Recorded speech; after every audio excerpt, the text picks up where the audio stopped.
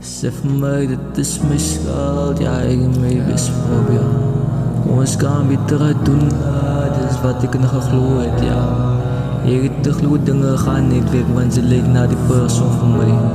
Maar ek was verkeerde besluiten was nemen, ze wist nooit richting my van. Ja, hoekom maak ek verkeerde besluiten? Hoekom aanvaar ek zwaard, maar die los my na buiten. Wat spraat die lang is my kite. As jy weggaan, wat op ek achter jou aan. Want eerder dink, sy sal myne bly. Maar nou sy separate, sy beweeg blijf. Net paar feite bly, kyk en wat sy nooit gehad het. Met my stuk in die peer, kyk het wat jy my hart het doen. Dit was myne, ja, alles wat ek sien, ja, ek sien het nou.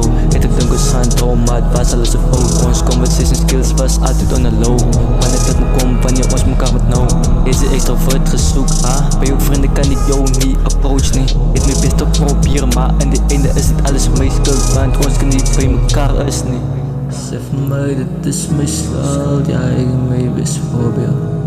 Ons kan beter uit doen, dit is wat ek nog geglo het, ja.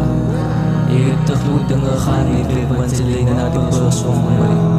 Maar ek was verkeerde besluiten was nemen, ze was nooit echt een beetje van me.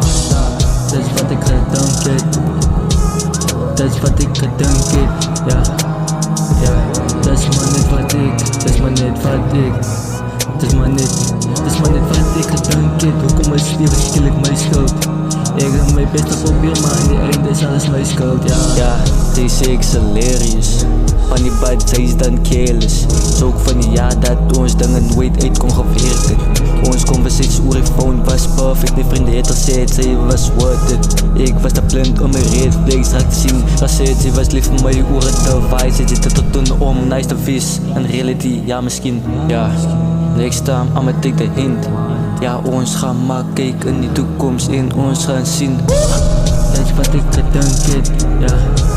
Ja, dat is maar net wat ek, dat is maar net wat ek. Dat is maar net wat ek gedink het. Hoekom is leven skielik my skuld? Ek het my best probeer, maar in die einde is alles my skuld, ja.